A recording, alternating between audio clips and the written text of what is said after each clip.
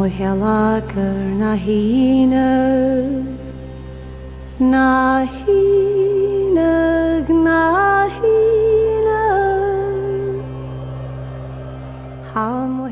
Hey guys, what is going on? Chris here with Shughead Gaming, bringing you my review for the Mage's Tale, developed by In Exile Entertainment. And while this was currently an Oculus Rift exclusive, it releases for PSVR February 5th, 2019 for an estimated price of $30. And of course, that depends on your region. As always, this was reviewed on the PS4 Pro. The corrupt wizard Goffroy has kidnapped your master, Mage Elquin, and only you have any hope of saving him. You may be an apprentice now, but to save your master, you will need to explore deadly dungeons, decipher mind-bending puzzles and avoid terrifying traps, and vanquish hordes of vicious monsters. The Mage's Tale was one of the premier exclusive releases on the Oculus Rift, but how does this visually stunning and award-winning game port to the PSVR? Let's find out. As always guys, if you like this video, please hit that like button, and if you'd like to see more PSVR content from me, please consider subscribing, and for video updates, hit that bell icon. Let's kick this review off with a look at graphics. When the Mage's Tale first launched back in March of 2018 on the Oculus Rift, it was applauded for its visual prowess and beautiful art style. As such, and being a game designed for much more powerful hardware, I was surprised to see the PSVR port come to fruition, and remained very skeptical of what the final product would actually look like. How did it turn out? Pretty damn good, but not without some visual concessions that we will dive into right away. Art style wise, this is the exact same game that hit the Oculus headset a year ago and is easily one of the best looking titles on PSVR, with a texture quality and overall polish we only see in the biggest PSVR releases.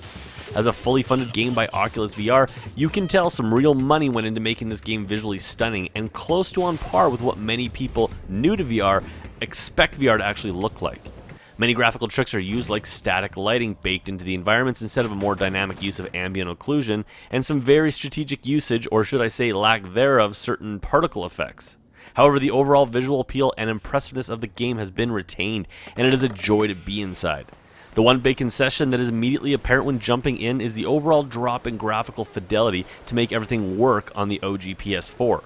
The result is a more blurry and at times jagged overall look to the whole world. For players of Firewall Zero Hour, I would compare the sharpness here on par with some of the larger maps like Warehouse and Streets, when what I would like to have seen leans more towards the sharpness seen in Compound or Containment. To really make this game shine, it really does need a Pro patch to bring in that extra graphical power to tighten everything up, and much like the Pro enhancement that Red Matter, another Oculus exclusive, got, I hope to see the same 20% bump in overall resolution. Pro owners rejoice, for a Pro patch is incoming very shortly, said the developers. Outside of the whole resolution situation, other aspects of the game shine, with rich and detailed levels populated with impressive character models and a nice mixture of verticality, and even more impressive particle effects for all sorts of spell casting and wizardry on display.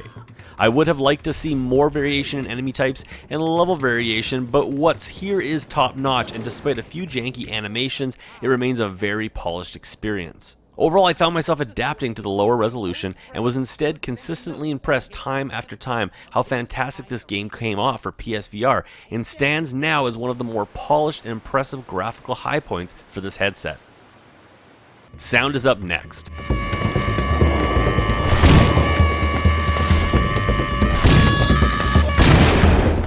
Ah, an orb! The fiend must have dropped it as he attacked us. Perfect! Quick! Back to the workshop! The money thrown at the Mage's Tale is also instantly obvious when looking at the sound mix. The game world pops and flourishes with a rich and detailed audio mix that brings this dungeon crawler to life. Ambient world sounds like the cackling of incoming minions, the flow of trickling water, and the magical chime of treasure fill out the sound mix, while the magical sounds of spells and potions take center stage. The excellent audio is also helped by some first-rate voice work, and most notably by our humorous and condescending goblin handler. Music is used sparingly and resides mostly in the loading screens, but is handled expertly by composer Jed Grimes. This original Celtic folk score is first-rate and perfectly fits the magical vibe of the whole game. All this is handled by a robust 3D audio mix and perfectly complements the polished nature of the visuals to further enhance the overall quality of this title. And that brings us to gameplay. Based on the Bard's Tale game series, the Mage's Tale is a first-person dungeon crawler RPG made from the ground up for VR.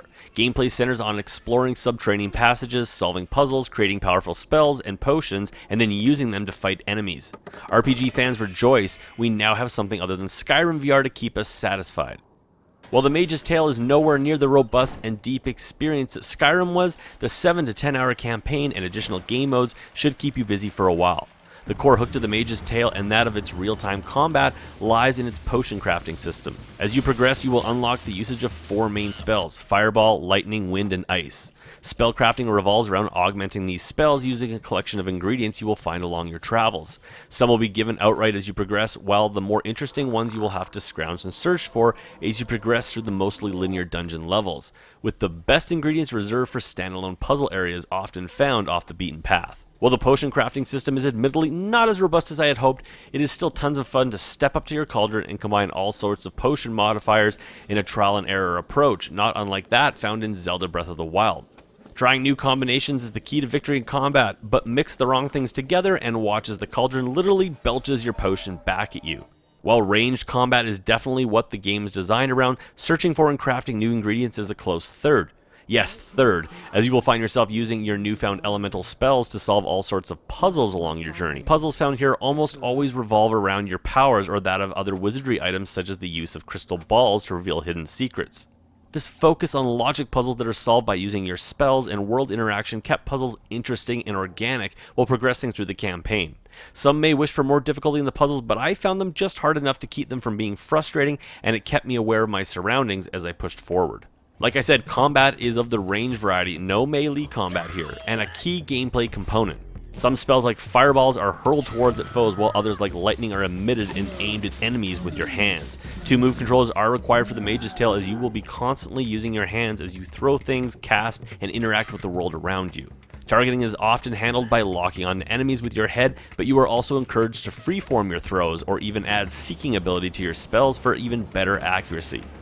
Yes, movement is handled by the move controllers here, but if you've played games like Skyrim or Borderlands with the moves, you won't find navigating the world to be much of a chore, and will quickly become very proficient at running, dodging, and casting spells all at once. Here's hoping that with the upcoming Wizards game getting 3D rudder support, we may see the same with the Mage's Tale.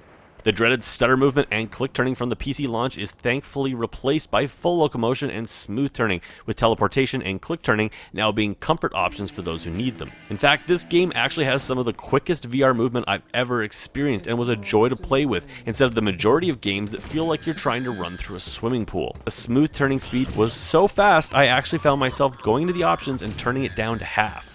Like I mentioned prior, the Mage's Tale is a mostly linear tromp through various dungeons. You will find yourself backtracking for some puzzles and hidden areas, but for the most part, the 7 to 10 hour campaign keeps you moving forward. As a result, you simply won't find everything, and that's by design. Unfortunately, the game doesn't encourage multiple playthroughs, as once you've beaten an area, it stays beaten, and while you can return, all enemies stay dead and all puzzles completed. Instead, the end game replay value lies more in the arena-based horde mode and further potion experimentation. Unfortunately, the Mage's Tale is a single-player experience only, so there will be no multiplayer in arena mode. My negatives in gameplay are few, but it is worth noting that load times are a little long and especially tedious if you find yourself up against some tough foes and die often. Level and enemy variety could be a little bit better, as I felt that the game kind of ran out of ideas at about the halfway point. The leveling system, while proficient, is a generic upgrade system of a handful of attributes and comes off as a missed opportunity to make the game loop even more compelling. And speaking of missed opportunity, where's the dual wielding?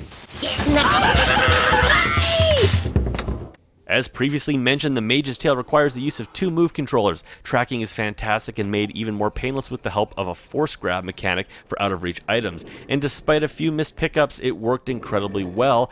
And thank goodness it did, since you literally pick up and drink and interact with everything in this game, including in the settings menu. The Mage's Tale can be played either seated or standing, with a moderate amount of room required for flailing arms and a small amount of room tracking if you choose to. With the quick nature of the smooth locomotion, motion sickness could be an issue for some, so look to the settings menu for some comfort options. And that brings me to fun factor in my final review. The Mage's Tale is a highly polished RPG dungeon crawler steeped in well-established RPG practices that date back to the pencil and paper era of Dungeons & Dragons. Neither the combat, story, puzzles, or crafting are really all that deep, but it does come nicely together to create a very slick and enjoyable, high-quality VR game.